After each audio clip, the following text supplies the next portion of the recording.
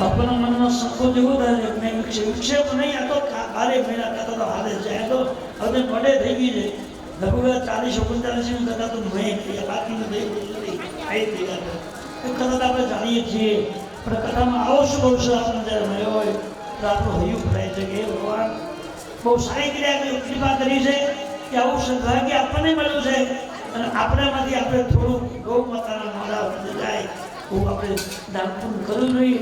અને મોટા મોટું જો રામાયણ લખ્યું છે કે ગોદ ધૈન ખાયું, ભગવાને ગાયું પેલું ગાયું માટે લખ્યું છે, બીજ પછી બ્રાહ્મણ, બીજું બ્રાહ્મણ નંબર બ્રાહ્મણમાં આપ્યું છે.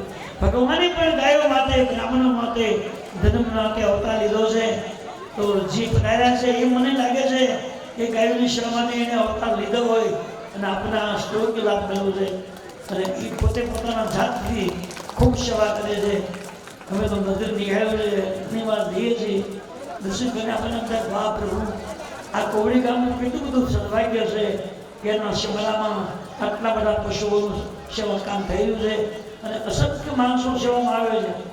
ભાવનગરથી 12થી મહેમાનો રાત્રે તમે જુઓ તો જેને કોઈ દિવસ પોદળો ન ગયો હોય, જોયો ન હોય અને પોદળો કઈ ખબર નહીં હોય કેવા હારા કપડાવાળા માણસો પોદળા ભરતા હોય, ગામોનો વિશ્વાસ કરતા હોય તો આપણે તો ક્યારેક જઈને આ લાભ લેવો જરૂરી છે. એટલે ત્રીજો ક્યારેક મારા બધી અને દર્શન કરજો અને શક્ય હોય તો સેવામાં જોડાજો.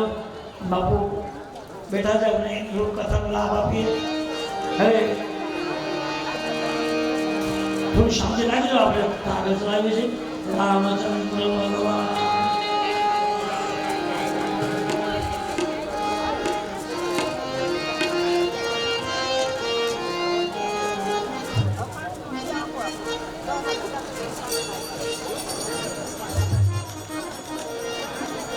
રામચંદ્ર ભગવાન જનકપુરીમાં ભગવાન રામજી અને ચારીબાઈનું લગ્ન થયું અને લગ્ન ક્રિયા સંપન્ન થઈ અને જનકપુર વાસીઓએ ભગવાનનું પૂજન આરતી વિધિ કર્યું. આપણે પણ ભગવાનનું નિયમ મુજબ આરતી પૂજા કરી અને અયોધ્યા અને જનકપુર સમાધિ એક બની અને જનકમાં રહેવા લાગ્યું. દિવસો પર દિવસો પસાર થવા લાગ્યા પણ કોઈ અયોધ્યા જવાના અયોધ્યાને યાદ નથી કરતા અને જનકપુરમાં રહેવાના જનકપુરમાં છે એ ખબર નથી. ઘણો સમય ગયો અને મહારાજ દશરથજી એક વખત બજારમાં નીકળ્યા અને જનક રાજા મળ્યા. કહ્યું મહારાજ અમે ઘણા દિવસોથી અયોધ્યા નગરી છોડી અને તમારી નગરીમાં અમે આવ્યા છીએ, મને બહુ આનંદ આવ્યો છે, એટલો બધો આનંદ આવ્યો છે કે રાત્રિ દિવસો કેમ પસાર થાય ખબર નથી. પણ સિદ્ધાંત છે કે અમારે હવે અમારા નગરમાં જવું છે, તમે જો રજા આપો તો અમારે વિદાય લેવી છે. તો જનક રાજા હાય ન બોલી શક્યા, એટલી બધી વિવાહ પ્રત્યેનો લાગણી પ્રેમ હતો કે જેને હાય કહેવામાં આવી તેની હિંમત ન આવી અને ના પણ ન કહી શક્યા. એના આંખમાંથી આંસુ એવા લાગ્યા. મહારાજ દશરથજી સમજી ગયા કે અમારો વિયોગ એ મહારાજને અનુકૂળથી લાગતો, એનો હૈયું ભરાયું છે, એના આંખમાંથી આંસુ વહે છે.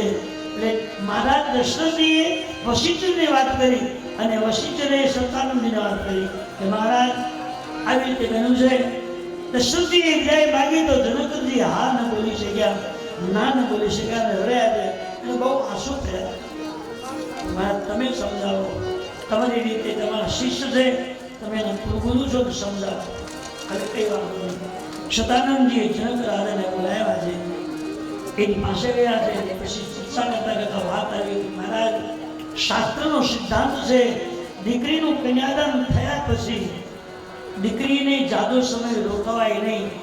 આ તો ઘણા દિવસો રોકાના. એ કથા છે રામાયણમાં કે એક દિવસ અને એક મહિનો અને 27 દિવસ જનકપુરમાં રોકાણી હતી. એવું એક દિવસ નહીં, 2 દિવસ નહીં, 1 મહિનો અને 27 દિવસ ભગવાનની જાન જનકપુરમાં રોકાણી હતી. ત્યાં સુધી જનકપુરમાં બધી સુવિધાઓની વ્યવસ્થા થઈ ગઈ. આ વાત આપણને બહુ સાચી નહીં લખે કે આપણે હવે 8 વાગે ગયા 9 વાગે પાછા આવીએ એટલે આપણને કરે કે નહીં. આ પહેલાના સમયમાં આવો પ્રેમ અને એક દિવસ નવા પકવાનો બનાવે, નવી નવી ચીજ બનાવે અને લોકો પ્રેમથી રહેતા. આજે પ્રેમ નથી. સંપત્તિ ઘણી છે, સુવિધાઓ ખૂબ છે, સાધનો ખૂબ છે.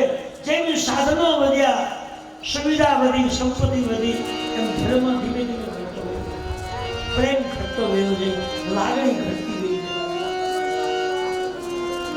જનક મહારાજને શતાનંદજી કે જે મહારાજ સિદ્ધાંત છે કે દીકરીનું કન્યાદાન થયા પછી જાદુ ન રોકાય, જલ્દી વિદાય આપી દેવી જોઈએ. તો જાઓ મહારાજ, કરો તૈયારી અને 4 મહિનાની વિદાયની તૈયારી કરો. ટાઈમ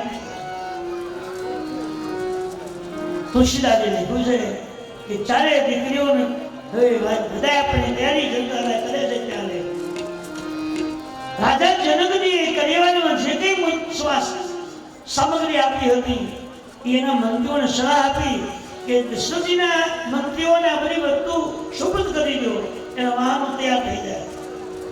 વાહનો તૈયાર થવા લાગ્યા છે અને જનકપુરના દૂતો એ અયોધ્યાના દૂતોને સમૃદ્ધિ જે કરિયાવર હતો આપવા લાગ્યા છે.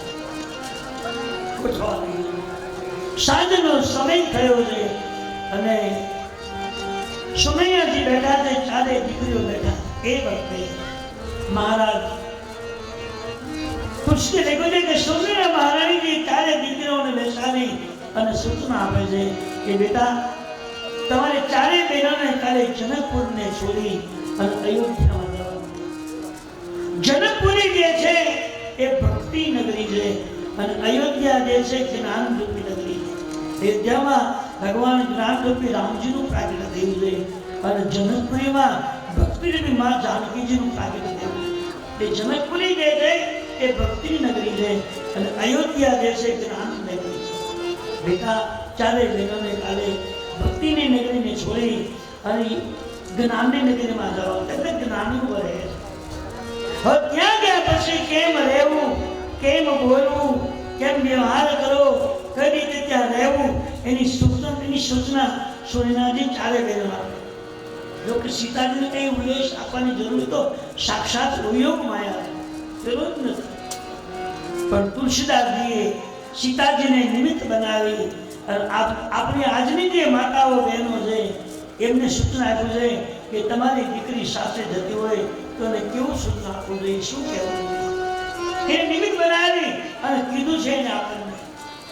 અને કદાચ તુલસીજીનું એવું મંતવ્ય હોય કે કલિયુગમાં બધું ભ્રષ્ટ બની જશે, નીતિ ધર્મ નહીં રહે, ન્યાય નહીં રહે, માત્ર માણસના વિચારોમાં કંઈ પરિવર્તન થઈ જશે, વિજ્ઞાન વધશે ને માણસો બગડશે, એને ભાર મૂકી અને સૂચન કર્યું છે દીકરી સાથે જતી હોય ત્યારે માએ કેવી પ્રકારની સલાહ આપવી જોઈએ, સૂચના આપવી જોઈએ, એનું વર્ણન કર્યું છે. કદાચ તમે સોનું ઓછું આપો એનો કઈ જરૂર નથી, કદાચ તમે કપડા ઓછા આપો, આટલું ઓછા આપો, એ બધું થઈ જશે, પણ સંસ્કારની ખાસ જરૂર છે. બધી વસ્તુ ખરીદવાથી મળે છે પણ સંસ્કારની કઈ દુકાન નથી કે તમે ખરીદીને લઈ શકો. સંસ્કાર તો ત્યાં જવું પડે. સત્સંગ તમારે જો સંસ્કારની જરૂર હોય તો સંસ્કાર માટે તમે સ્વાધ્યાય કરો, એક ભગવાનની કથા સાંભળી પડશે. આ સત્સંગથી બધું મળે છે.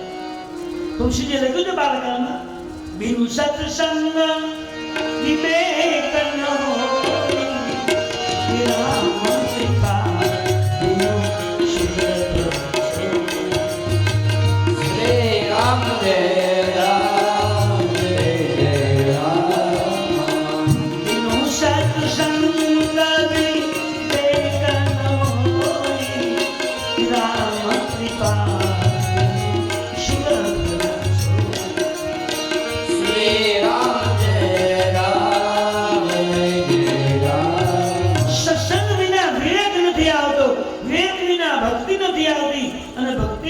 ભગવાન મળતા. તો 4 બહેનોને બાજુ બેસાડીને સુનિમાની સૂચના આપે છે, બેટા, આવતીકાલે સવારમાં જનકપુરને છોડી અને તમારે અયોધ્યા નગરીમાં રહેવું છે. જનકપુરી જે છે ભક્તિની નગરી છે અને અયોધ્યા એ જ્ઞાની લોકોની નગરી, ત્યારે જ્ઞાનીઓ રહે. બીજી વાત સુનિયાજી એ કહે છે કે અયોધ્યાની અંદર સંતો બહુ જ્યાદા રહે, આખી અયોધ્યા નગરી સંતોની ભૂમિકા, સંતોની ભૂમિકા છે. જેટલી વસ્તી છે એના કરતા 3 ગણા સંતોના એ ભગવાનના મંદિરો છે અને સંતોની વસ્તી જાતિ છે. એ સંતોનું ક્ષેત્ર છે. એટલે સાધુઓના ક્ષેત્રમાં રહેવા માટે વિવેક જોઈએ, એના માટે બધી પ્રકારના ગુણ જોઈએ. એટલે સુમિનાની સીતાજી 4 બહેનોને કહે છે તમે બરાબર સાધન લેજો અને સંતોનું મન ખુશી થાય, સંતો રાજી થાય, સંતોના મનની જો ઉમંગો આવે એવી વાણી બોલજો, એવો વ્યવહાર કરજો, એવું એનું સ્વાગત કરજો. સંત રાજી કઈ રીતે થાય? સંસ્કારથી સંત રાજી થાય.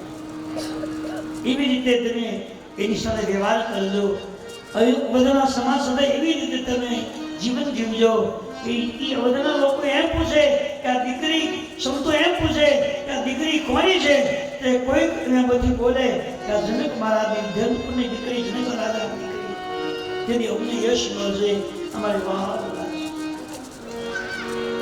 દીકરી સારી હોય, સંસ્કારી હોય તો આડોશી પાડોશી સગા સંબંધીઓ કે આ ગામની દીકરી છે, એના બાપા એની બા આવડ્યા છે, એને સંસ્કાર કેવા આપ્યા એમ સમજાવો. અને કંઈક ઊંધું માર્યું હોય જો ને, એના બાવતરમાં કઈ છે નહીં, ઊંધું માર્યું બધા જેલમાં. એટલે માણસના માણસે વાત કરી એમ બધું કરવા જવું છે, પણ જે કરવું છે એ આપણે કરતા નથી. આપણે અવળા માર્ગે દોડી જાય. રામાયણ અને આપણું ભાગવત અને આપણું મહાભારત એ આપણને યોગ રસ્તો બતાવે કે માણસને કદાચ ખબર ન હોય, આનો અનુભવ કર્યા શાસ્ત્રનો, તો એને યોગ્ય રસ્તો મળી જાય. કરે એવું 4 બહેનો કીધું હવે તમે ધ્યાન રાખજો. અને સુનંદજી બહુ સારું બોલ્યા, બહુ સારું બોલ્યા. 4 બહેનો ધ્યાન રાખજો.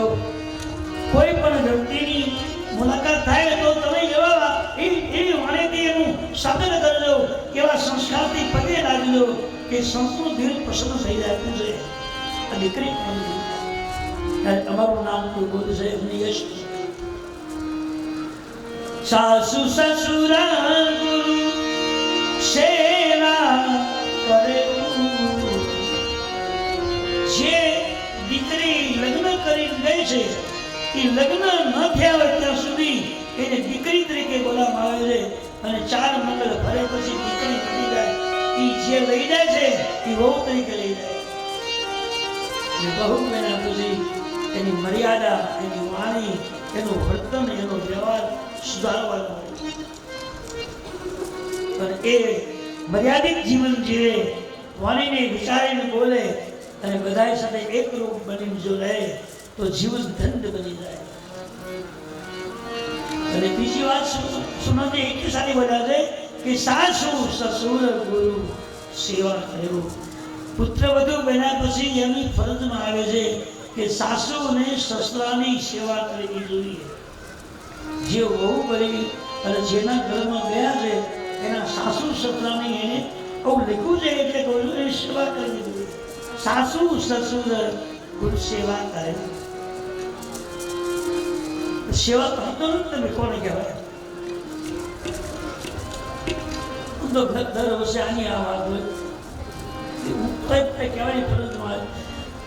આ બધું એવું છે કે સાસુ સુતા હોય અને લાગણીથી, પ્રેમથી, પરાય નહીં, બાચકા પ્રેમ જેમ તેમ નહીં, નખ વાગી જાય ના એમ નહીં, આમ પ્રેમથી ધીમે ધીમે સાસુનું ખુશી થાય, રાજી થાય એવી ધીમે ધીમે દબાવી છે. અને તમને ખબર છે સાસુનો જે દિલનો આશીર્વાદ મળી ગયો હોય ને તો જીવન ધન્ય કરી જાય. અને સાસુનો સાથ મળ્યો હોય ને તો સત્યાનાશ ઊંધું મારી. આ સંસારમાં આપણાથી જે વડીલો હોય એમાંય સાસુ સસરા કે માતા પિતા એ તો આપણા પૂજનીય છે. જેમ ભગવાનને પૂજો છે એને પૂજો. કેવો પ્રેમ! અને એ જેથી ખુશ થઈને આશીર્વાદ દેશે ત્યારે ભગવાનથી આગળ આશીર્વાદ આપી. તમે ભગવાન ન આપી શકો એવી આપી શકે. અહીં સ્ટોરીનાથી કહ્યું છે કે સાસુ સસરાની સેવા કરવી અને ગુરુદેવનો તમને જે ઉપદેશ મળ્યો હોય એ ઉપદેશ ભેગો લઈ જવા. અહીંયા આ ભંડારા ગામમાં ઘણી કથાઓ કરું છું કે મને બાપુએ કથા ગાવાની તક આપી દીધી.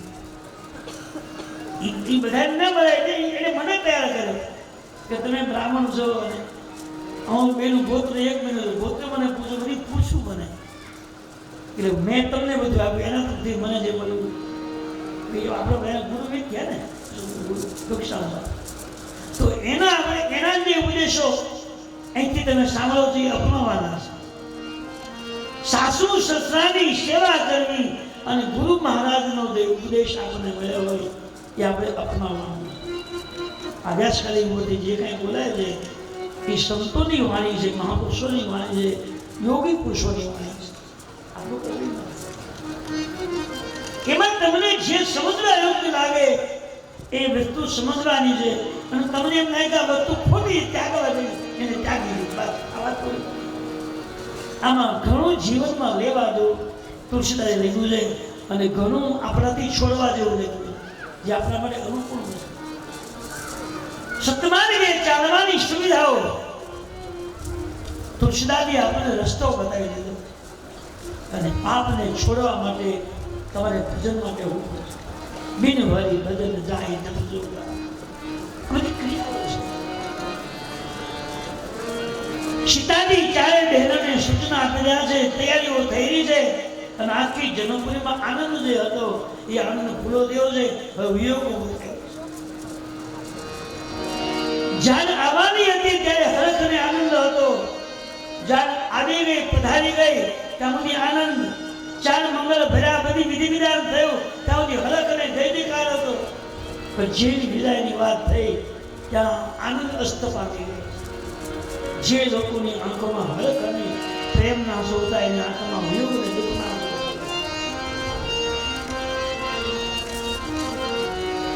આખી નગરીમાં બધા શોકમય બની ગયા છે. સીતાજીએ પોતાનો ઉપદેશ ચાલે દીકરીનો આપ્યો. એને કંઈ કહેવાની જરૂર નથી પણ સીતાજી નિમિત્ત બનાવી આપણને કીધું. ગુરુ મહારાજની પાસેથી આપણને જે જ્ઞાન મળ્યું હોય આ વ્યાસગાદી છે, ગુરુ ગાદી છે. આમાંથી જે કંઈ તમને જીવન લેવા જેવું લાગ્યું હોય એ તમારે પકડવાનું છે, છોડવા જેવું લાગ્યું હોય છોડવાનું. આ ગુરુગુરુ છે, સદગુરુ છે, સમજાય છે તો એને આપણે અપનાવવાનું. પોતે સાગર જઈને સવાલ કર્યો છે. આખી રાત લોકો સુતા નથી. કાલ ચારે બહેનો જવાના છે બધા આખી જનકપુર શોષણી કરી છે. હવે આખો સમાજ જનકપુરનો ચારે બહેનોને મુલાકાત તમારે મળવા આવે બધા મળ્યા. તો સીતાજી વિચાર કર્યો કે આખી જનકપુરની નર નારી નાના બાળકોની મારી તમામ લોકો અમારી ચારે બહેનોને મળવા આવ્યા છે પણ એક વ્યક્તિ જોવામાં નથી આવ્યો. મારા પિતાજી કેમ નહીં કેમ દેખાતા નથી? કોઈને સીતાજી પૂછ્યું મારા પિતાજી ક્યાં? તો કોઈ મંત્રી એમ બોલ્યો કે ગઈકાલે સાંજના એના મહેલમાં જતા અમે જોયા છે પછી ક્યાં ગયા. સીતાજી સાક્ષાત શક્તિ છે. એ સમજી ગયા કે મારા પિતાને મારા પ્રત્યે બહુ જ અતિશય પ્રેમ છે અને આજ મારે જવાનું છે એ એને ખબર છે. અમે ચારે બહેનો જવાના છીએ, જાણે છે એ બધી ખબર છે કે કદાચ મને એવું લાગે છે કે અમારા વિયોગમાં એના મહેલમાં એકલા બેસી જવા નથી રડતા હશે. અહીં રામાયણમાં લખ્યું છે કે બાપ અને દીકરીનો પ્રેમ જુઓ. એ પ્રેમને વર્ણવી ન શકાય. દીકરો હોય તો દીકરા માટે જ્યારે દીકરીને વળાવી હોય તો બાપ દીકરા માટે વિચાર ન કરે કે થોડું દીકરા જે કંઈ દીકરી એવું માને કે દીકરાના ભાગ્યમાં શું બધું બીજું ખરીદી જોઈએ અમારા દીકરીને ઓછું ન થવું જોઈએ એવું મન પોતાવું જોઈએ. અને ઘણા લોકો તો એવા છે કે પોતાના જમીન વેચી દીકરીને ઓછું નથી કહેવાય કે પોતાના માટે વિચાર્યું નથી પણ દીકરી કેમ રાજી થાય, ખુશી કેમ જાય, એનો આત્મો કેમ એકદમ સાધારણ બની જાય, એવો વિચાર કરી દીકરીને જે માગે અહીંયા જનક રાજા તો એ પવિત્ર રાજા છે અને ખરેખર દીકરીને બાપનો સંબંધ હોય એ તો બરાબર છે. આ તો સમજદાર વ્યક્તિ છે, યોગી પુરુષ છે. જલ્દી કઈ જેમતી વ્યક્તિ નથી, મહાપુરુષ છે. જનકજીની આંખમાંથી આંસુને એક બાજુ રૂમ બંધ કરીને બેઠા. સીતાજીને સમાચાર મળ્યા કે એના મહેલમાં કઈ ખબર નથી, જાણી ગયા કે મારા પિતાજી મહેલમાં જોઈને કઈ ના તુલસીજીએ લખ્યું છે કે એ વખતે જાનકીજી એ સીતાજીના મહેલમાં જાય છે. આખો સમાજ દેજીકાર કર્યો છે અને સીતાજી જનકજીના મહેલમાં ગયા.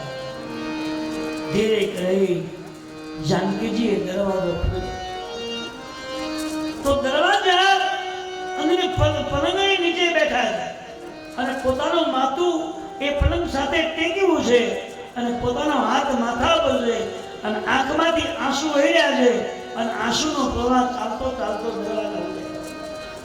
દરવાજો ખોલતા પેલા પ્રવાહને સીતાજી જાગૃત પ્રવાહ પાણીનો છે કે શેનો? દરવાજાને સેજ ખોલીને જ્યાં અંદર પ્રવેશ કર્યો કે મહારાજ જલ્દી રડે છે, આંખમાંથી આંસુ વહેર્યા, એનો પ્રવાહ દ્વાર સુધી આવ્યો છે. અત્યાર સુધી સીતાજીને ખબર નહોતી, હવે ને અંદરમાં આવ્યું કે મારા પિતાજીનો મારા પ્રત્યે કેટલો પ્રેમ છે અને સીતાજી હવે વિદેશ જાવ કે ન જાવ, કેમ જાવ? આટલો બધો મારા પ્રત્યેનો પ્રેમ હું જોઉં છું, હવે આનું કેમ સમજાવીશ? સીતાજી ગયા તો છે પણ અંદર પગલું ભરવાની હિંમત નથી આવતી. હવે જનકજી એ પલંગની પાસે બેઠા બેઠા રડે છે અને દરવાજાનો બાણ કરી જાનકી દેવું રડે. અંદર જવાની હિંમત નથી આવતી એટલે દરવાજો પકડ્યો છે, આંખ બંધ છે, આંખમાંથી પ્રવાહ આવ્યો. પિતા અને પુત્રી બેવ રડેલા, પ્રેમ છે, પ્રેમ કરે. એકદમ જાનકીજીને જોયા કે આંખ લૂસી એકદમ બેઠા થઈ ગયા. ઉભા થઈ પગલું ભર્યું, સીતાજીને ભેટવા જાય ત્યાં સીતાજી રવા લાગ્યા. બેટા અમારે ઘણું જ તમને કહેવું હતું પણ હવે હું નહીં કહી શકું. આ બોલો પિતા, એક નાની એવી વાત મારે આ બોલો શું કહેવું? તો સીતાજી ને જનકજી કહે બેટા દાદુ તો મારે શું કહેવું, મારી વાણી અટકી ગઈ છે પણ તમે અહીં સુધી આવ્યા છો તો એક વાક્ય હા બોલો શું કહેવું? બેટા અયોધ્યા નગરી બહુ સુંદર નગરી છે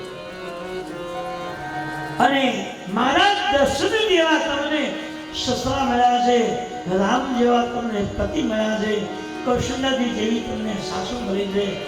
બેટા મારે એટલું કહેવું છે કે કદાચ ક્યારેક તકલીફ આવે, ક્યારેક મુશ્કેલીઓ આવે તો એ દુઃખના ખોટલા તમે પી જજો, પરંતુ એને કહેતા નહીં.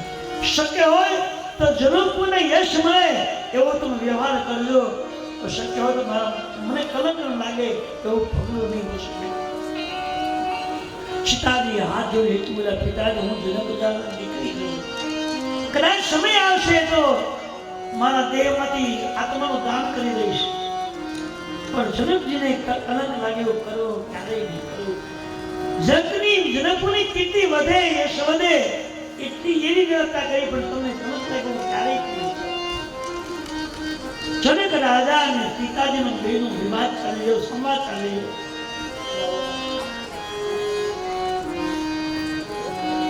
કેમ બધા ગભરાઈ આવે? જે બોલો બોલીએ રામચંદ્ર.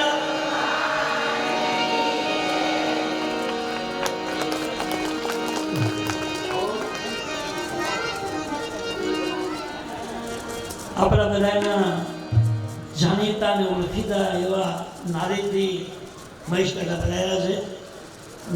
મારા ઘરે કથા વાંચી ગયા, મને ખૂબ દર વર્ષે આપણને લાભ આપે છે.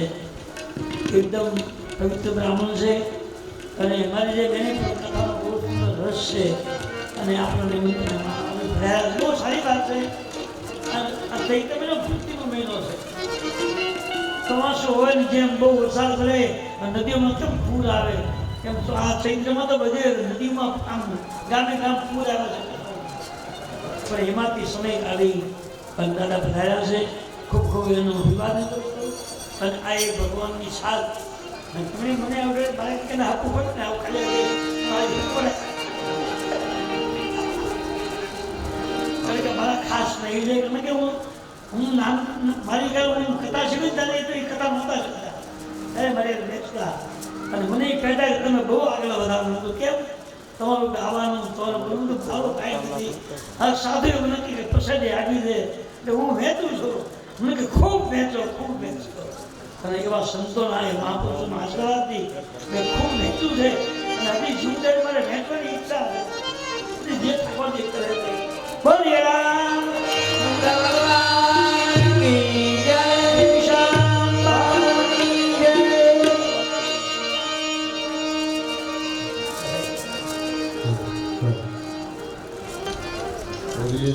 શ્યામ બાબાની રંગાસ બાબાની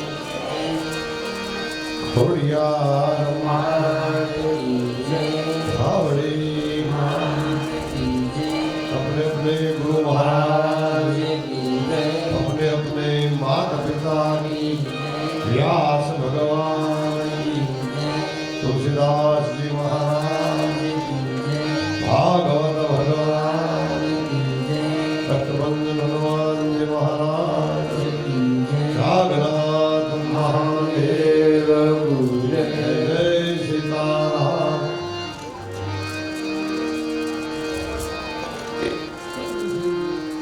हर हर महादेव वसुदेव सुतं देवं कंसचाणूरमर्दनं देवकी परमानन्दं कृष्णं वन्दे जगद्गुरुं। गुरुर्ब्रह्मा गुरुर्विष्णु गुरुर्देवो महेश्वरः गुरुर्साक्षात् परब्रह्म तस्मै श्री गुरुवे नमः। स्वस्ति श्री गणेशाय श्रीरामचन्द्रं प्रपद्ये श्रीरामदूतं शरणं प्रपद्ये श्रीमायै शरणं मम तम सदा शिवाय शरणं मम। देवां सर्वदिना विमतेन्द्रगतमं जयासुतादिषु सदा ममताविमुञ्च पश्याम्यशं जगदिदं शरणभङ्गनिष्ठं वैराग्यरागरसिको भक्तिनिष्ठं ध्येयं सदा परिभवाग्नमभीष्टदोहं तीर्थास्पदं शिववीरं चिरुतं वरेण्यं मृत्यार्तिहं प्रणतपा लभवाब्धिपोतौ वन्दे महापुरुषते चरणारविन्दं वन्दे महापुरुषते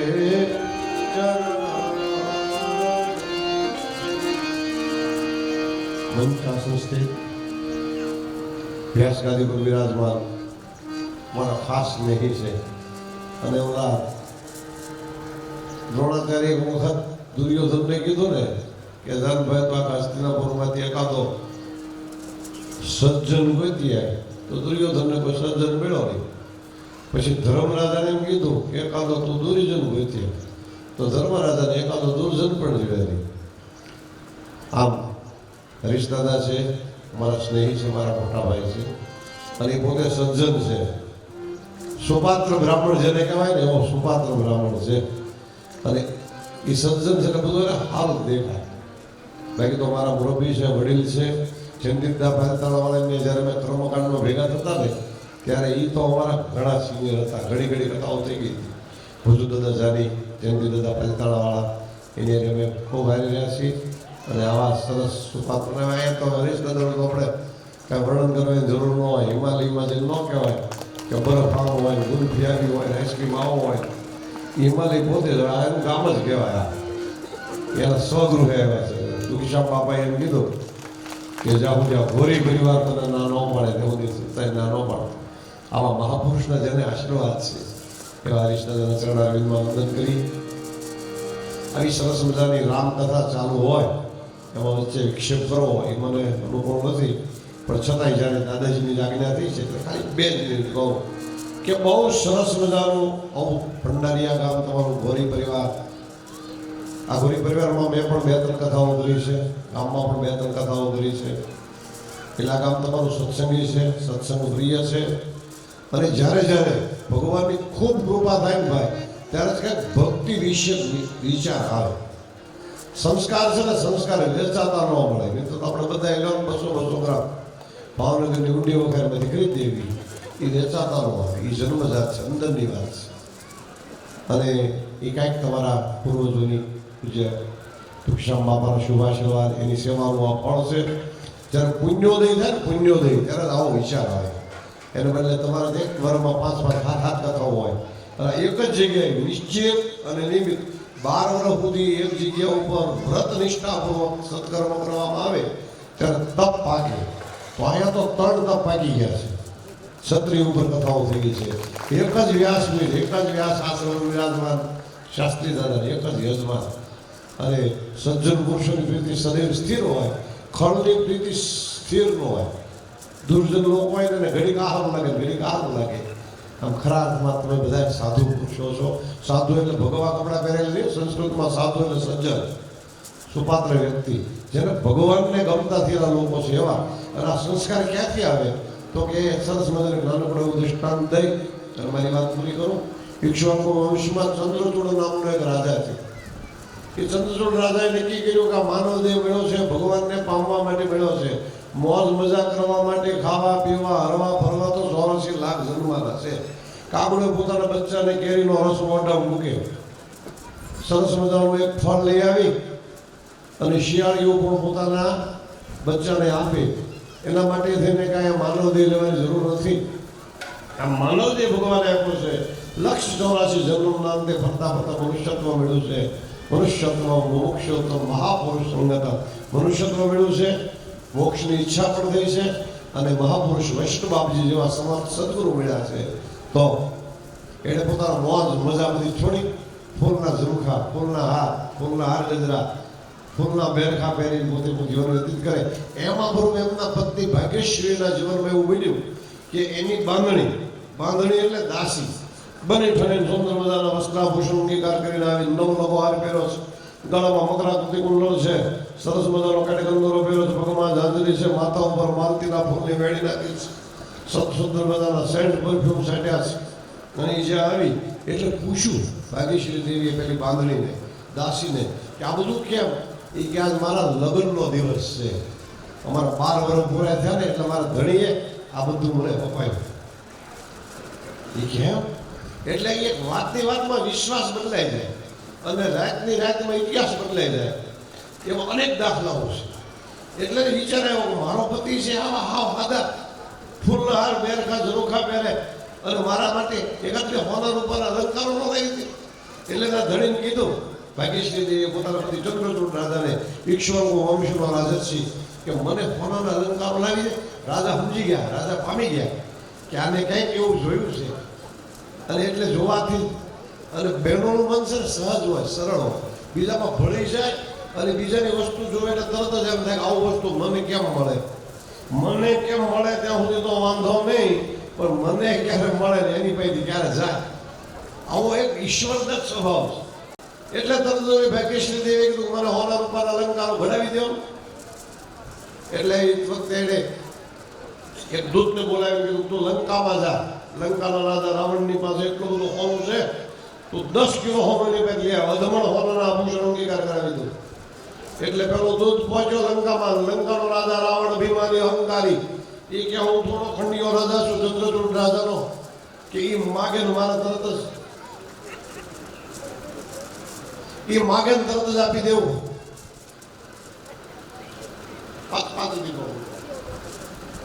એ માગે તરત જ મારે આપી દેવું એવું નક્કી કર્યું છે. એ સજા દેવા તૈયાર થયા. ત્યાંના રાજસભામાં 2-5 શાણા લોકો હતા, માલ્યવાન, વિભીષણ, પ્રહસ્ત, અંગપાલ, વિરૂપાક્ષ. એ બધાએ કીધું હા મહારાજ, દૂતને ન મરાય, નીતિ ના પાડે, એટલે એને મારશોમાં, એને સજા કરો. હું સજા કરવી હવે નક્કી કરશું. એને ઉતારે મોકલ્યા. મંદોદરીને વિચાર આવ્યો કે સજા કરશે તો અમારા લંકામાં રહ્યો છે ધર્મ છે એ પણ નાશ પામશે. 5 સતી સાધી સ્ત્રીઓમાં મંદોદરીનું નામ અહલ્યા, દ્રૌપદી, તારા, સીતા, મંદોદરી તથા પંચકર્ણા સ્મરે નિત્યમ મહાપાતકનાશનમ. આ 5 સતી સાધી સ્ત્રીઓમાં જેનું નામ એ મંદોદરીએ રાવણને બોલાવ્યો ઝરૂખામાંથી ઉપર અટારીમાં આવીને કીધું આ ચંદ્રચૂડ રાજા શિવ ભક્ત છે, એની કેટલી મહિમા છે, એનો કેટલો સંસ્કાર છે, એનામાં કેવું દેવત્વ છે તમારે જોવું છે. 5 કિલો જુવાર મગાવીને કાશીમાં ઢગલો કર્યો અને પંખી પારેવાઓ જ્યાં 5 કિલો જુવાર જ્યાં ચણવા માટે જ્યાં આવે ત્યાં મંદોદરી ખબરદાર, એક પણ પારેવામાંથી જુવારનો એક પણ દાણો જો ચડ્યા છો તો તમને રાજા દશાનંદની આણ. પણ છતાં ઓલા પંખી ચણતા રહ્યા, એ પંખી દાણા ચણતા રહ્યા. અને પછી કીધું જો એક પણ પંખી દાણો ચડે તો ઈક્ષ્વાકુ વંશનો પ્રતાપી ભક્ત મહાલ ચંદ્રચૂડની આડ કીધી ત્યાં પંખી બધા દાણા ચડતા બંધ થઈ ગયા. એક પારે એવું કાને બેરું હતું, એ કાને બેરું હતું એટલે પંખી દાણા ચણતું રહ્યું અને તરત જ એનું જઠર ફાટી ગયું ને એને મન ધર્મા થયું. બીજા દિવસે સવારમાં સજા દેવા દૂતને બોલાવ્યો. એના હાથમાં માટીની લંકા, કોટ, કાંગરા, અલંકારો. એને કીધું જો અમારા મહારાજ શિવ ભક્ત હોય અને નીતિ બોલી ચૂક્યા ન હોય તો આ કાંગરા હલાવું તો લંકા ભસ્મીભૂત થાવ. એ જેમ હલાવા જાય કે લંકા ધ્રુજવા લાગ્યું. ઊભા થઈ 10 કિલો ને 10 મણ આપી દો. એ ઘરે આવીને ભાગ્યશ્રી દેવીએ પૂછ્યું કે તમે જ્ઞાન તરત રાવણે આપી દીધું હોનું? એ કે ના, એના માટે તારા પતિનું શીલ, તારા પતિનું સત્ય અને તારા પતિના સંસ્કારને હોડમાં મૂકી આપ્યું છે. એ જ વખતે ભાગ્યશ્રી દેવી કે તો આ 10 કિલો હોનું સાધુ બ્રાહ્મણો દાનમાં આપી દો, મારે નથી અલંકારો ધારણ કરવા.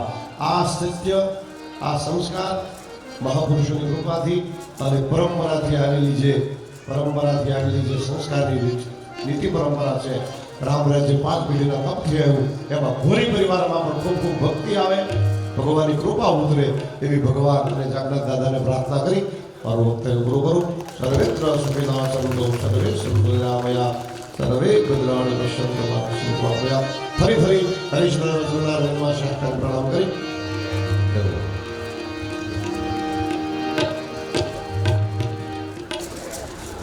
ભગવાનની મંગલની કથા આપણે શરૂઆત કરી ત્યારથી સંતો મહાપુરુષો આવે છે.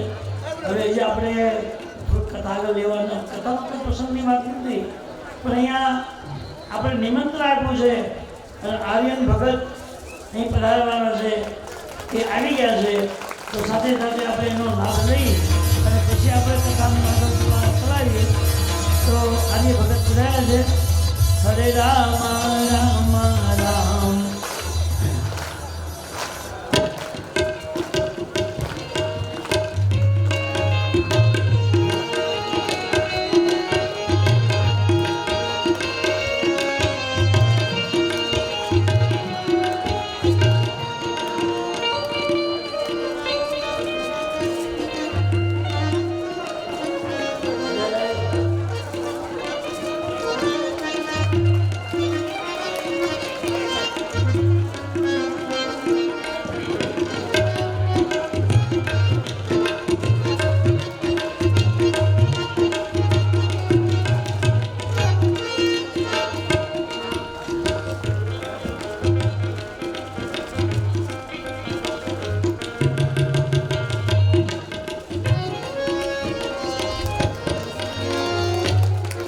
તો આપણા નિમંત્રણને માન આપી અને સમય કાઢીને આર્ય ભગત પધાર્યા છે.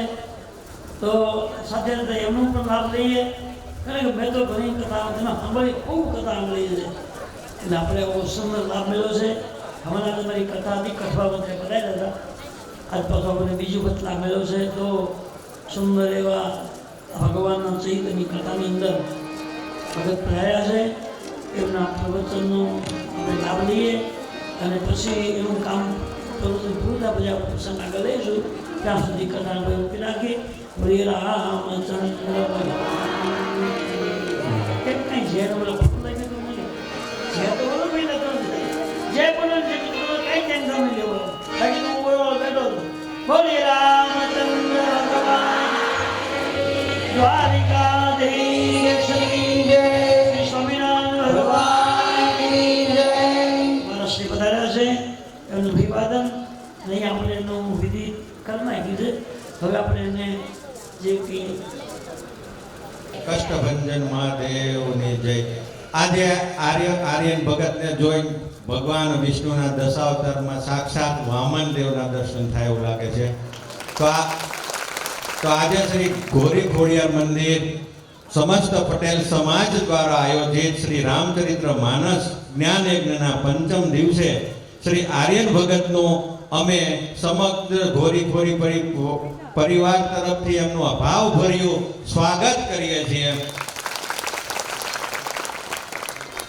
ગણેશભાઈ જલ્દી તમે આર્યન ભગતનું સ્વાગત કરો.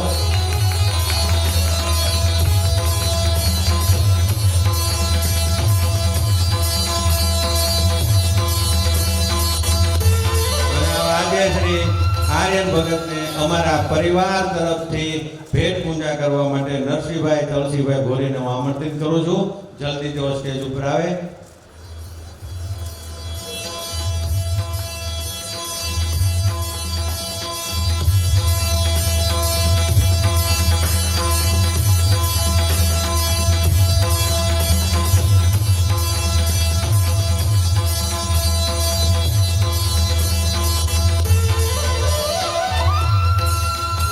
આજે આપણે સતત વર્ષોથી શ્રી હરેશભાઈ રાજ્યગુરુના પરમ મુખાર વૈદથી આપણે રામચરિત્ર માનસનો જ્ઞાન પ્રાપ્ત કરી રહ્યા છીએ. પણ આજે એમની જ હાજરીની અંદર વામન સ્વરૂપ એવા આર્યન ભગત આપણને ભગવાન શ્રી રામના જીવન ચરિત્ર વિશેના પ્રસંગો કહે છે અને તેમજ આપણી સંસ્થા વિશેના કાર્યો વિશે આપણને કહે છે. આપ શાંતિથી, એમના નાની ઉંમર છે છતાં એમના બળ જ્ઞાનનો આપણે લાભ લેશું. અને આ ઉંમરમાં જે માતાને પિતાને સદભાગ્ય હોય, એમના કર્મો હોય અને એથી જ આવી વ્યક્તિ એના ઘરે જન્મ લેતી હોય છે. બોલે કષ્ટભંજન દેવ કી, સ્વામિનારાયણ ભગવાન કી, ગોપીનાથજી મહારાજ કી, ખોડિયાર માત કી, બ્રહ્માણી માત કી જય, સત્ય સનાતન ધર્મ કી જય. સર્વાવતાર ધર્તારમ મુક્તિ મુક્તિ વિદાયકમ વંદેહમ શ્રેષ્ઠ દેવત્તમ હરે કૃષ્ણો મનોહરમ मनोजवं मारुतुल्यवेगं जितेन्द्रियं बुद्धिमतां वरिष्ठं वातात्मजं वानरयोधमुख्यं श्रीरामदूतं शरणं प्रपद्ये. સૌ કોઈના જીવનમાં એક એવી સાંજ આવે છે કે બધું જોવા છતાં એને કશું ન કામ આવે છે. સૌ કોઈના જીવનમાં એક એવી સાંજ આવે છે કે બધું જોવા છતાં એને કશું ન કામ આવે છે. મળે યશ અને કીર્તિ, તેથી ફૂલાય ગૌરવથી જાતિ, તેથી શારાય બાજુથી ઘેરાય ને ત્યારે મારા બાપ મોટે રામ આવે છે. તે છતાં જીવન જીવવાની જડીબુટી બતાવી દઉં, કવિરાજ કહે છે. તે છતાં જીવન જીવવાની જડીબુટી બતાવી દઉં, કારણ કે જ્યારે દુનિયામાં દવા કામ નથી લાગતી ને ત્યારે કોકની દુઆઓ કામ લાગે છે. અને જે ખરાબ હોય તેનો તરત જ ત્યાગ કરી દેવો, જે ખરાબ હોય તેનો તરત જ ત્યાગ કરી દેવો. પછી એ કર્મ હોય, વિચાર હોય કે પછી મનુષ્ય, અને વિચારેલું કદી થતું નથી. ગમતું હોય એ મળતું નથી, મળે તે ગમતું નથી, અને ગમતું મળે એ ટકતું નથી. આનું નામ છે જિંદગી. અને આજે હું તમને એક કથા કહું કે ભગવાન કોનું ભાગ્ય બદલી નાખે છે. કે નાનકડું એવું ગામ હતું ને એમાં એક ફરતા રામ સાધુ, સિદ્ધ સાધુ એ ગામની અંદર. ગામને ગુંદરે સરસ મજાનો સત્સંગ થાય, સત્સંગ પૂરો થાય એટલે બધા પગે લાગી જાય. એમાં એક યુવાન છોકરો ગરીબ બહુ, ઘણા બધા ગરીબ ન હોય પણ આ એક બહુ જ ગરીબ હતો. એટલે બધાય પગે લાગીને જતા ને તોય એમના સાધુભાઈ એમના બેઠો ને, એક દિવસ બેઠો, બીજે દિવસ બેઠો, ત્રીજે દિવસ બેઠો. તે એક દર સાધુએ એને પૂછ્યું કે ભાઈ તું કેમ બેઠે? એને કીધું ગુરુ સવારથી સાંજ સુધી મહેનત કરું છું, પરસેવો પાડું છું, પણ ગુરુ સાંજે ખાવાના રોટલાનું થતું નથી. અને ગુરુ હતા ને દયાળુ હતા એટલે એમને આંખ બંધ કરી અને ઈ માણાનું પ્રારબ્ધ જોયું. પ્રારબ્ધ એટલે એનું ભાગ્ય જોયું. ભાગ્યમાં તો એને દેખાડું કે આની તો આખી જિંદગી દુઃખમય છે, પણ સાધુ હતા દયાળુ ને એટલે આંખ ઉગાડીને કીધું કે ભાઈ તારી તો આખી જિંદગી દુઃખમય છે, પણ જા 5 વર્ષ સુધી હું તને સુખ કરી એમ. 5 વર્ષ પછી આની આ પરિસ્થિતિ થઈ જાય, બોલ તારે મંજૂર છે? ને કીધું કઈ વાંધો નહીં, કીધું 5 વર્ષ તો 5 વર્ષ મને સુખી કરો. અને ગુરુએ 2 હાથ માથે મૂક્યા અને એટલું કીધું જા કાલથી તારા સુખના દિવસો ચાલુ, 5 વર્ષ સુધી તારે ત્યાં ધન ખૂટશે નહીં. અને જેવો જ ઘરે ગયો બીજે જ દાડે એને વિચાર આવ્યો કે આ ઘરની અંદર વાસણો જરા કેવા વધારે છે, લાઈન વેચી દો, વેપાર કરો, કોઈ સાધુના આશીર્વાદ પડી જાય ને તો કાંઈ પૈસાનો ઢગલો નથી કરી જતા. એ બુદ્ધિમાં ક્લિક થાય અને બુદ્ધિમાં જે ક્લિક થાય ને એ હાચી પડે. ભગવાન બુદ્ધિ પ્રદાતા છે અને ઓલાએ જે ધંધો ચાલુ કરો અબલ ને ત્રબલ ને ઘણાય નાણા આયા કે વાણા આગળ પાછળ ફરવા માંડે. નાના આવે એટલે માણા આવે, નાના આવે એટલે માણા આવે. અને 6 મહિનાની અંદર તો આખા જિલ્લામાં એનું નામ થઈ ગયું કે આ ભાઈની ભેગા તો કોઈ ન આવે. અને પછી એને પૂછ્યું કે ભાઈ તારે લગ્ન કરવા? તો કે હા, કોકે છોકરી આપી, લગ્ન પણ થઈ ગયા. પણ પછી એને જે વિચાર્યું જે આપણે બધાએ મગજમાં ઉતારવા જેવું છે કે ભેગું કરવું જ નથી ને દાન જ કરવું, કે ભેગું કરવું જ નથી ને દાન જ કરવું. મોટા મોટા સત્કર્મ કરાવે, કુવાઓ ખોદાવે, વાવ ગળાવે, એ બધાને ક્ષેત્રો ચાલુ કર્યા. મોટા મોટા સંતોને બોલાવીને સત્સંગના પારાયણો કરાયા. અને 5 વર્ષ પછી ઓલા સાધુ સિદ્ધ સાધુ ફરતા પાછા ગામમાં આવ્યા. આખું ગામ ભેગું રહેલું. અને ઓલાને તો ભાઈ આ ગુરુ ફેલાતા દોડતો આવ્યો અને ધૂળમાં દરમટ કરવા માંડ્યો. એને કીધું કેમ છે ભાઈ? તો કે ગુરુ જ્યારથી તમારી દ્રષ્ટિ મારા ઉપર પડી છે ત્યારથી ઈશ્વરે મને 1000 હાથથી આપવાનું ચાલુ કર્યું છે, પાછું વળી જોયું નથી. અને ગુરુ આ 5 વર્ષમાં હું કહેવાય ને એ મને ખબર નથી પડી. અને આ 5 વર્ષ કેમ જતા રહી ખબર નથી પડી. ગુરુ એને કીધું તૈયાર થઈ જાજે, 2 દિવસ પછી તારા 5 વર્ષ પૂરા થવાના છે અને જે પરિસ્થિતિ હતી એ જ ચાલુ થાય. એને કીધું કાંઈ વાંધો નહીં ગુરુ, આ 5 વર્ષમાં મારે જે કરવાનું હતું ને એ મેં કરી લીધું, કોઈને બહુ ભેગું કર્યું છે. અને ગુરુએ ફરી નાક બંધ કરી હો અને ઈશ્વરના દરબારમાં જ્યાં જોયું ત્યાં તો ઈશ્વરના દરબારમાં ચોપડા પુણ્યના જમા. ભગવાને એનું જે ભાગ્ય લખ્યું હતું ને એની જગ્યાએ ફેરવી નાખ્યું કે આ જીવન સંપત્તિવાન રહેશે. અને તમને એક બીજી કથા પણ કહું કે આપણે સંસ્કારનો ઉપયોગ કેવી રીતે કરવો જોઈએ, આપણે ભગવાનની ઉપર ભરોસો કેટલો રાખવો જોઈએ. કે એક સરસ મજાનું શહેર હતું ને એમાં એક સરસ મજાનું રાધા કૃષ્ણનું મંદિર. તે વ્યવસ્થા એ પ્રકારની હતી કે તમામ લોકો પગારદાર હતા. પૂજારી પણ પગારવાળા, રસોઈયો, ચોકીદાર અને એક આરતીના ટાણે એક નગારું વગાડવા વાળો માણસ અને એક ઘંટ વગાડવા વાળો માણસ, એ પણ બધાય પગાર ઉપર હતા. એટલે સમય જશે કે વ્યવસ્થા બદલાણી એટલે ટ્રસ્ટીઓ બદલાણી. એટલે એ લોકો એવું નક્કી કર્યું કે આપણે ભણેલા હોય ને એને જ નોકરીએ રાખવા. એટલે બધાને બોલાય. એમાં એક ઘંટ વાળો હતો, એને પૂછ્યું કે ભાઈ તમે કેટલું ભણ્યા? તો કે હું કાંઈ નથી ભણ્યો. તો કે કાલથી તમે નોકરીએ નહીં આવતા? તો કે કેમ? તો કે મારે તો ખાલી આ જ આધાર છે, મારે આની સિવાય કંઈ ધંધો નથી. તો કે નહીં, અમારો નિયમ એટલે એમને નોકરીમાંથી છૂટા કર્યા. થોડુંક દુઃખ તો લાગ્યું પણ ભગવાન ઉપર ભરોસો હતો.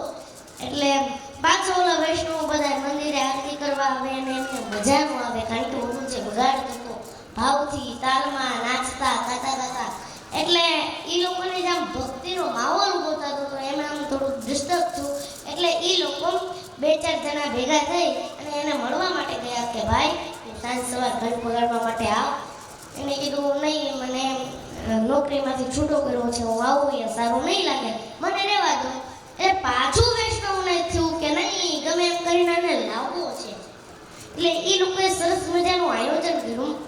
મંદિરની સામે એમની પાસે એક જગ્યા હતી, ત્યાં એમને એક સરસ મજાની દુકાન બનાવી દીધી અને કીધું કે આ દુકાન તારે ચલાવવાની અને મંદિરે ઘંટ વગાડવાનો ટાઈમ થાય એટલે તારે ઘંટ વગાડવાના. એટલે ઓલો સક્ષમ તો ઓલાનો સ્વભાવ સારો હતો, ભોળો હતો અને મીઠો હતો, એટલે એને દુકાન ચલાવી.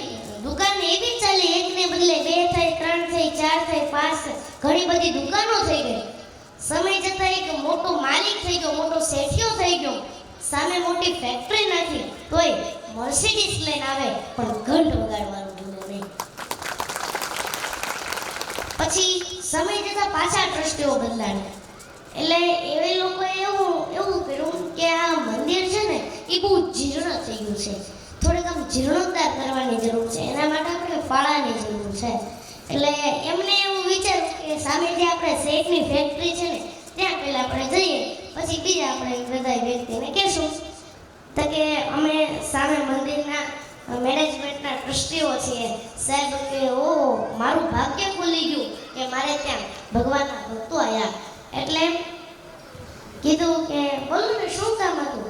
એને કીધું મંદિરના જીર્ણોદ્ધાર માટે ફાળા માટે જરૂર છે મારે પૈસાની. એને કીધું કેટલાક રૂપિયાની જરૂર પડશે? એને કીધું 8 લાખ રૂપિયા હોય તો અમારું કામ થઈ જાય. એને કીધું એટલે સાહેબે પોતાના મુનેમને કીધું 10 લાખનો ચેક લખી આપ. 10 લાખનો ચેક લખીને ઓલા લોકોના હાથમાં આપ્યું. ઓલા લોકો એટલા ખુશ થઈ ગયા, હો અમારે કઈ જવું જ ન પડ્યું. અમે કલ્પના પણ નથી કરી કે આટલા બધા પૈસા અમને ખાલી એક જ વ્યક્તિ પાસેથી મળી જશે. તો નથી, પણ હું તમને અંગૂઠો મારી દઉં. અંગૂઠો મારી છે એટલે ચેક બધે ચાલશે. એટલે એમાંથી એક યુવાન એવો હતો, એ બોલ્યો કે સાહેબ તમે ભણ્યા નથી તોય એટલી બધી પ્રગતિ ને એટલો બધો વિકાસ કર્યો, ભણ્યા હોત તો અત્યારે શું કરતો હોય, કેટલી પ્રગતિ કરી હોય. ત્યારે ઓલા સાહેબે હસતા હસતા ખાલી ઓલા યુવાનોને એટલું જ કીધું કે ભાઈ ભણ્યો હોત ને તો હજી ઘંટ જ વગાડતો હોત. इन हाथों की लकीरों पर भरोसा मत करना यारो, इन हाथों की लकीरों पर भरोसा मत करना यारो, क्योंकि तकदीर तो उनकी भी होती है जिसके हाथ भी नहीं होते, जो सर फिरे होते हैं इतिहास वही लिखती है, समझदार तो लोग सिर्फ उनके बारे में पढ़ते हैं, पर अगर हीरे की करनी है तो तेरे का इंतजार करो, वरना धूप में तुम कांच के टुकड़े भी चमकती है। सच्चे इंसान और हिम्मत वाले की परीक्षा तो मुश्किलों में भी होती है। वो मार्ग सीधा नहीं था, बहुत कठिन था, અને હનુમાનજીને જેટલી રામા પ્રીતિ ભક્તિ અને ભરોસો હતો એટલો બીજાને નહોતો, કારણ કે જેટલો ભરોસો મોટો ને એટલો ભગત મોટો. અને હું તો ત્યાં સુધી કહું છું કે જે બાળકને એના બાપની સાથે રમવાની ગીત મળી છે ને એ આ દુનિયાનો સૌથી અમીર બાળક છે. એટલે મારી આપ સૌને વિનંતી છે કે આપ સૌ પણ શિક્ષણની સાથે જોડાઓ, સંસ્કારની સાથે જોડાઓ અને પોતાના મા બાપની જે પણ ઈચ્છા છે ને એ પણ તમે બધાય પૂરી કરજો. કારણ કે આપણા મા બાપ હોય છે ને એ આપણી માટે કંઈક આશ લઈને બેઠા હોય કે મારો દીકરો મોટો થઈને કંઈક મોટો માણસ બનશે. એટલે એમની જે મા બાપની જે ઈચ્છાઓ છે એ બધા પણ આપ પૂરી કરજો. અને આપ સૌ પણ વ્યસનથી દૂર રહેજો એટલી મારી આપ સૌને વિનંતી છે. અમે ગોપીનાથજી મહારાજને કષ્ટભંજન દેવના ચરણોમાં પ્રાર્થના કરીએ કે તમારી ઈચ્છાઓ પૂરી કરીને મનોકામનાઓ પૂર્ણ કરે. અને ઘોરી સમાજ દ્વારા અહીંયા 35 વર્ષથી જે રામચરિત્ર માનસ કથાનો જે જ્ઞાન યજ્ઞ કરવામાં આવે છે, તો અમે ભગવાનના ચરણોમાં પ્રાર્થના કરીએ કે આવતા વર્ષે આનાથી પણ મોટી કથા થાય એવી અમે ભગવાનના ચરણોમાં પ્રાર્થના કરીએ. બોલો કૃષ્ણભંજન દેવ કી, સ્વામિનારાયણ ભગવાન કી. ઓમ નમઃ પાર્વતી પતે, હર હર મહાદેવ.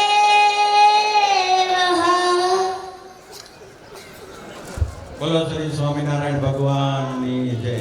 આજે આપણે આર્યન ભગતે નાનકડા એવા વામન સ્વરૂપની અંદર જે એકબીજાને નડવાનું નહીં ને પુણ્યનું કામ કીધું છે.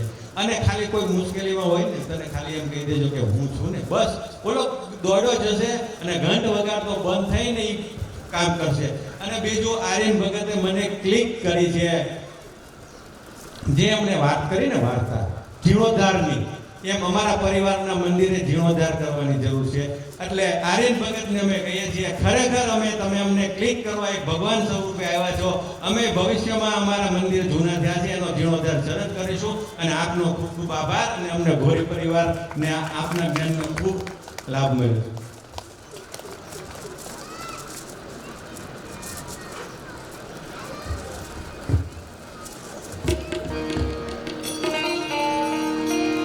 રામચંદ્ર ભગવાન કી જય.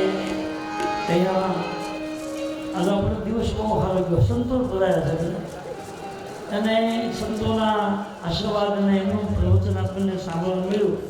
આર્યન ભગત એ નાની ઉંમરની અંદર ઘણું પ્રાપ્ત કર્યું છે. એને કંઈક વડીલોનું અને આગળ કથા કીધું છે કે માતા પિતાનો પણ એના બાળકોને મળે છે. બંધ પિતર સારી જો પછી પુણ્ય પ્રભાવ અમારી બધી ઉપાસનાઓ છે. અને આપણું સત્કર્મ ક્યાં છે એ બાપુ પર દેખાય નહીં.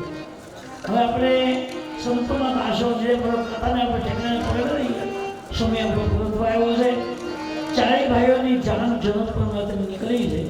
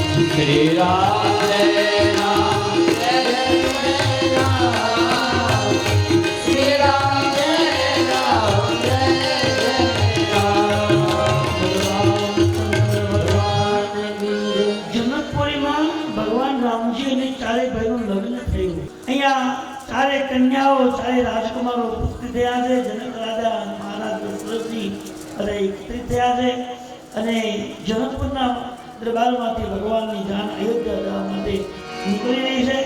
અને સમાજ પાછળ મહારાજને સમજાવી પાછા આવ્યા. જાન અયોધ્યા તરફ ગઈ. જનકવાસો જનકપુરમાં આવ્યા. મહારાજ જનકજી એ લગ્ન મંડપને જોઈ ખૂબ રડ્યા છે. લોકોને સમજાવીને શાંત કર્યા છે. હે ભગવાનનું અહીંયા લગ્ન થયું અને ભગવાન અયોધ્યામાં આવ્યા છે. ભગવાનની જાન અયોધ્યામાં આવી ગઈ. મુકામ જાન પહોંચી ગઈ અને તુલસીજીએ લીધું છે કે ભગવાન રામજીને ચાઈભાઈની જાન એ જનકપુરના દ્વારમાં આવી ત્યારે ત્રણેય મહારાણીઓ જાનને વધાવવા માટે આવ્યા. આખી કથા આપણે જો કે આ તો કથા આપણે કરી જ નથી, પણ કથામાં ક્યાંય ત્રણેય મહારાણીઓ હતા. જાનમાં એવું કંઈ વર્ણન નથી, પણ જાન અયોધ્યામાં પાછા આવી ત્યારે ત્રણેય મહારાણીઓ એ જાનને વધાવવા માટે આવ્યા. ખૂબ વર્ણન છે. એનો અર્થ એ થાય કે મહારાજ ભગવાનની જાનમાં ત્રણેય મહારાણીઓ નહોતા ગયા. એ વાત નહીં હશે, ખબર નહીં. એટલે ઉઠી ગયા. જાન આવી ત્યારે વધાવવા માટે આવ્યા છે. ખૂબ વધાવી અને ધામધૂમથી મહેલમાં પ્રવેશ આવ્યો છે.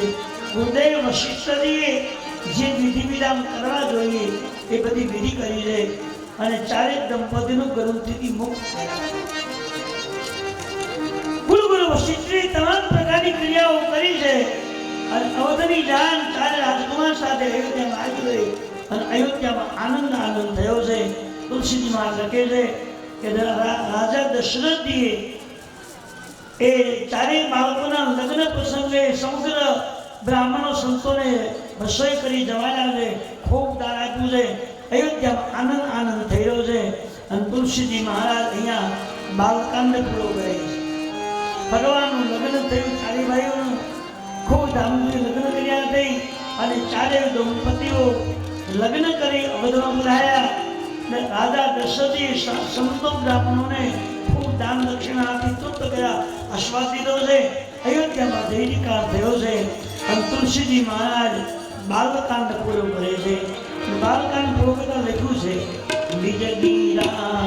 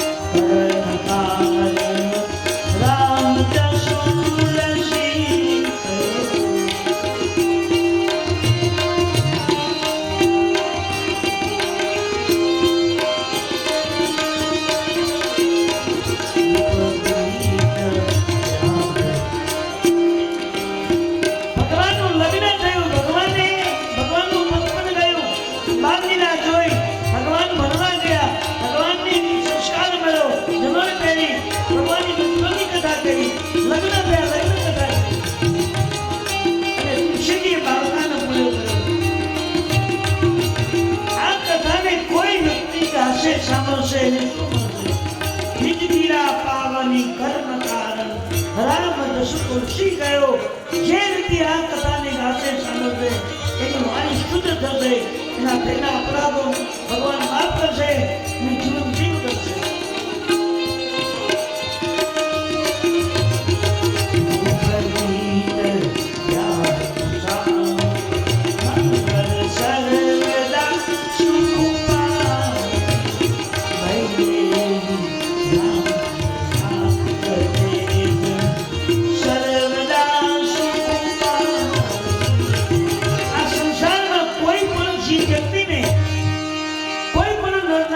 શાંતિ જોઈતી હોય, સુખ જોઈતું હોય, આનંદ જોઈતો હોય તો એને આ ભગવાનની કથાને એકાંતમાં બેસી એનું અધ્યયન કરવું પડે. નિજગીરા પાવની કરમ રામ તુલસી ગયો. સીતાજીએ લખ્યું છે કે રામાયણમાં એવી શક્તિ છે, એવો પાવર છે કે કોઈ માણસ એકાંતમાં બેસીને દીવો અખંડ કરી અને બેસી જો પાઠ કરે તો એના પર રામજી શિવજી આલોકના તમામ સુખને પ્રાપ્ત કરી એની ઈચ્છા મુજબ ભગવાનના પદની પ્રાપ્તિ કરી શકે છે. ઇતિ શિવરામ તરિત માનુષે સકલિત વંશને વૈરાગ્ય સંપન્ન બાલકા સમાપ્ત ભગવાનની આ દિવ્ય કથાનો બાલકાંડ આપણે મેં ગાયો છે, આપ લોકોએ સાંભળ્યો છે. એમાં બોલવામાં, હાથ કરવામાં, ચર્ચા કરવામાં, એ ચોપાઈમાં કંઈ ભૂલ રહી હોય ભગવાન ક્ષમાવે. કારણ કે આમાં એવું છે કે આપણે બધા સંસારીઓ છીએ, આમાં ઘણાના મનને હાથવા ઘણાનું મન દુભાઈને એવું કરવું પડે. એટલે આપણે ટાઈમ આપણે બહુ લીધો છે. કોઈ આવે તો એને આપણે સન્માન કરી, કોઈને આપણે સાંભળી, આ બધું કરવું પડે છે. એક સિદ્ધાંત છે તો એ નિયમ મુજબ આપણે બધું જ કર્યું છે. એમાં આપણો ઘણો સમય પણ ગયો છે. તો એ કથાને ગાવામાં, સમજાવવામાં, બોલવામાં, ચોપાઈ બોલવામાં કોઈ અપરાધ થયો હોય તો ભગવાન ક્ષમા આપે અને ભગવાનના ચરણોમાં ગવેલું પુષ્પ સમર્પિત કરું છું. ભગવાન પરમાત્મા રામજી મહારાજ, સીતા માતા, રામચંદ્ર મહારાજ, રામ પંચાયત, કૃષ્ણ પંચાયત, શ્રી પંચાયતના શરણાગતિ બાલકાંડ અર્પિત અને મેં જે ગાયું છે ભગવાનને સમર્પિત કરું છું. કાયેન વાચા મનસેન્દ્રિયર્વા બુદ્ધ્યાત્મનાભં પ્રકૃતિ સવા કરોમિ યજ્ઞં સકલં પરસ્મૈ શ્રી નારાયણાય આનું કૃષ્ણ ભગવાનને સમર્પિત અને અપરાધને ભગવાન ક્ષમા આપે. હવે આવે છે અયોધ્યા કાંડ. અયોધ્યા કાંડ રામાયણનું બીજું પગથિયું છે. અને અયોધ્યા કાંડ માનવ જીવનનું પણ બીજું પગથિયું છે. બાલ્યાવસ્થા પૂરી થાય પછી બાળકની કિશોરાવસ્થા આવે છે. અને કિશોરાવસ્થાની અંદર મા બાપે અને બાળકો માટે શું કરવું જોઈએ, એ બાળકે કઈ પદ્ધતિથી જીવન જીવવું જોઈએ, એ બધી વિધિ વિધાન, એ બધા નિર્ણયો ગોસ્વામીજી અયોધ્યા કાંડમાં બતાવ્યા છે. એને શરૂ કરતા પહેલા જય જય જય રામ જય જય જય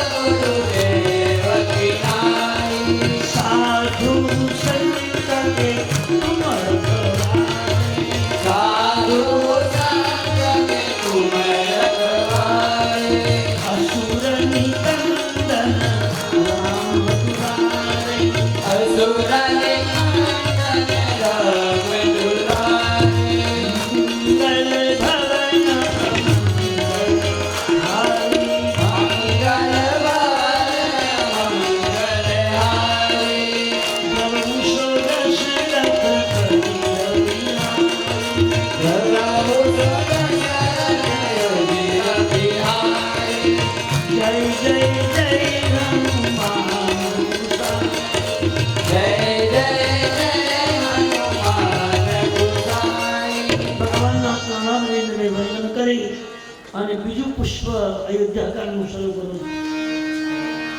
અયોધ્યા કાંડની કથા જે માણસના કિશોરાવસ્થાની સમજદારી આ પછીની કથા. માણસના જીવનમાં સમજદારી આવે, સમજણ આવે કે આ મારા બાપુજી કહેવાય, આ મારી માં કહેવાય, આ મારા દાદા કહેવાય, આ મારી ભાઈ કહેવાય, આ મારી ભત્રી. હવે સમજદારી આપણામાં આવે પછી વ્યવહારિક જ્ઞાન. એ કાંડને શરૂ કરતા પહેલા તુલસીજીએ ભલામણ કરી યશયાંગે ચ વિભાતિ ઉદર સુતા દેવા પગા મસ્તકે બાલે બાલ વિદુર ગલે ચ ગરમ યશો શ્રી ગદરા સોયમ ભૂતિ વિભૂષણમ સુરવરમ સર્વાધિકમ સર્વદા સર્વ સશ્રીગમ શંકર પાતુ. અયોધ્યા કાંડનો આરંભ કરતા ગોસ્વામીજીએ 3 શ્લોક લખ્યા. એવા પહેલા શ્લોકમાં લખ્યું છે કે યશાંગતિ વાતિ ભુજસુતા દેવા પગા મસ્તકે.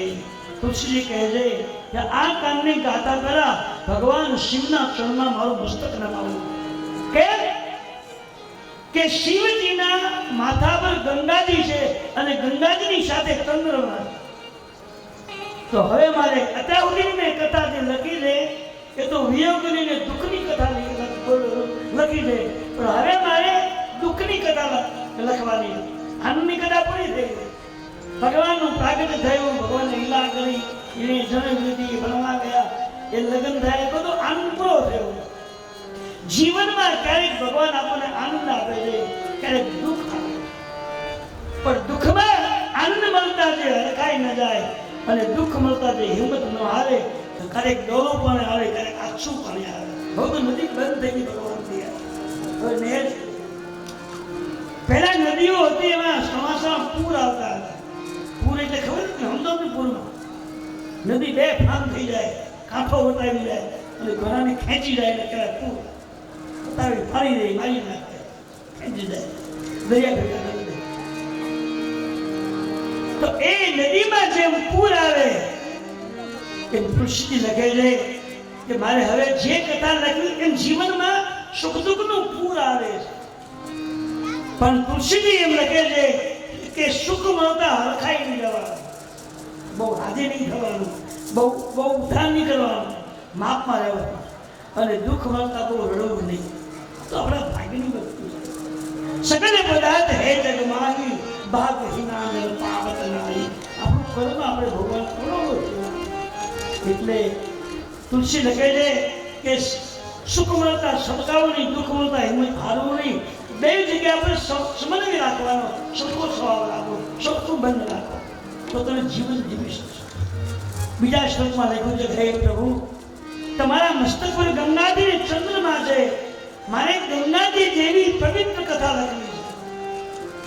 આપણે ત્યાં એવો સિદ્ધાંત છે કે ગંગાજીમાં સ્નાન કરે એના બધા પાપ ધોવાઈ જાય છે. એવું વાલ્યું છે, ધોવાતા હોય તો ભાઈ તો આમ જાણે. જેમ ગંગાજીમાં નાવાથી પાપ ધોવાઈ જાય છે એવી મારે કથા લખવી છે. હે મહાદેવજી, તમે એવી દયા કરો, એવી કૃપા કરો કે જ્યાં સુધી હું કથા લખું ત્યાં સુધી મારું મન ન બગડે, મારી વાણી ન બગડે, મારો સ્વભાવ ન બગડે અને મારી કલમથી જગતનું કલ્યાણ થાય એવી ગંગામય કથાને હું લખતો રહું. બીજું, એ ગંગાની સાથે ચંદ્રમા છે અને ચંદ્રની અંદર અમૃત છે. યશાંગેતે વ્યાતિ ભુજ સુધા દેવા પદા મસ્તકે. ભગવાનના મસ્તક જટા છે, જટા પર ગંગાજી છે અને ગંગાજી છે ચંદ્રમા છે. તો ચંદ્રમાની અમૃત છે એટલે મહાદેવજીને તુલસીજી એવું કહે છે કે મારે અમૃતમય કથા લખવી. ગંગાજી બરાબર, તો ગંગા સાથે અમૃત. અમૃત એટલે શું? અમૃત પીવાથી માણસ અમર બની જાય એવું વર્ણન ભાગવતીમાં છે. આ કથામાં છે પૂછે કથા, પૂછે રઘુપતિ કથા પ્રસંગા સકલ રોગ જગપા લખ્યું તો છે આમાં.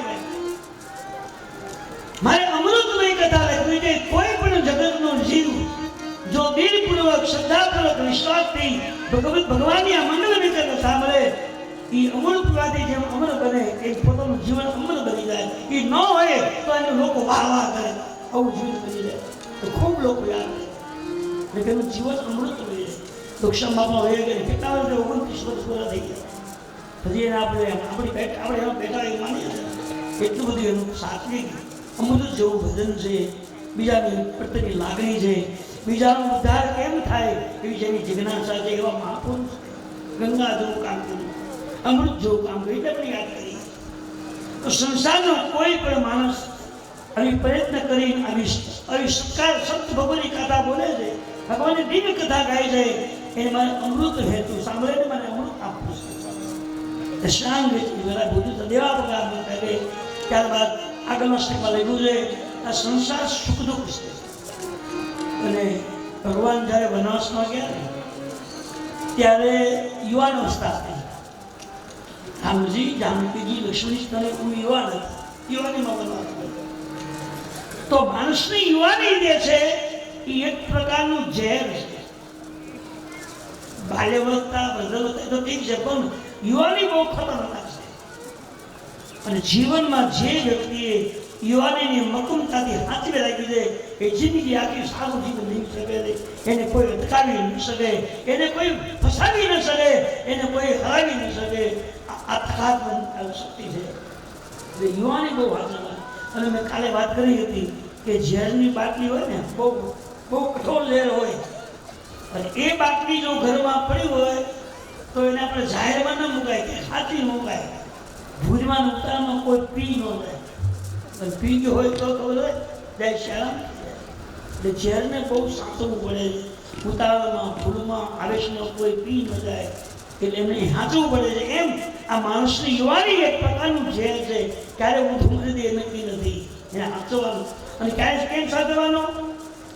એને હાથમાં મળે કોઈ દવા ગોળી નથી, પણ ભગવાનની રોજ સવારમાં પ્રાર્થના કરો, હે ઠાકોરજી, તે મને મનુષ્ય દેહ આપ્યો છે, માનવ જીવન આપ્યું છે, એ મારું બગડી ન જાય, મને અપકીર્તિ ન મળે, આ સૃષ્ટિ મને કોઈ અપદસ ન મળે. તો સારા વિચારો, એવી સારી દ્રષ્ટિ, એવી સારી વાણી, એવો સારો મને સંગ આપજો. આવું ભગવાને રોજ કહેવું. સવાર સાંજ દીવાબત્તી કરી આપણે દીવાબત્તી ત્યારે બધું ભગવાન ધક્કો દેવાનો આપો છો નહીં ભાઈ, તો તમે દીવા ક્યાં કરવા દી છે ને. મને ઘણા પૂછે અમારે 2 ટાઈમ દીવા કરવા, પણ અમારી પાસે ટાઈમ નથી. લે ખાવાનો ટાઈમ મળે, હોવાનો ટાઈમ મળે, આ ટાઈમ ન મળે. આપણી માનસિક નબળાઈ. જો સારું કામ કરવાનો સમય તમારા ભાગ્યમાં ન હોય તો એની કરતા પશુ મોકલ્યા, બનાવી મોકલ્યા તો સારું હતું ને, કે કંઈક પાકો નાખે, કંઈક જોડે. ભગવાન આપણે ભૂલ નથી નાખી. તો એ અયોધ્યાકાંડની આપણે શરૂઆત કરી છે. હવે અયોધ્યાકાંડમાં એવું જ લખ્યું છે, બહુ લાંબી કથા છે, આપણો સમય પૂરો થવા આવ્યો છે. એ કથા હવે આપણે 3 વાગે શરૂ કરશું.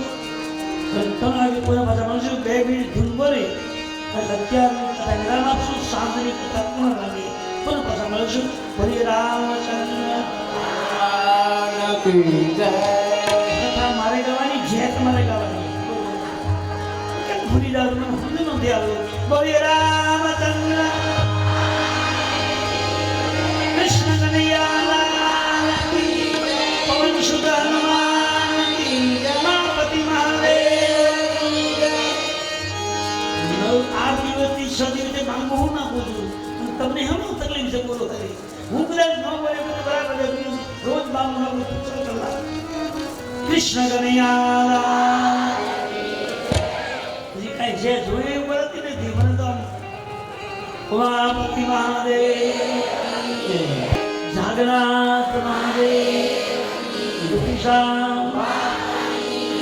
બેનમાંથી થોડો અવાજ આવ્યો ભાઈ માટે કહેલું જ નહીં. કઈ વાંધો નહીં હવે પોતું સેવા હવે એટલે આપણે 1 મિનિટ મેં 2 મિનિટ ખાલી શ્રી રામ જય રામ જય જય રામ શ્રી રામ જય રામ જય જય રામ.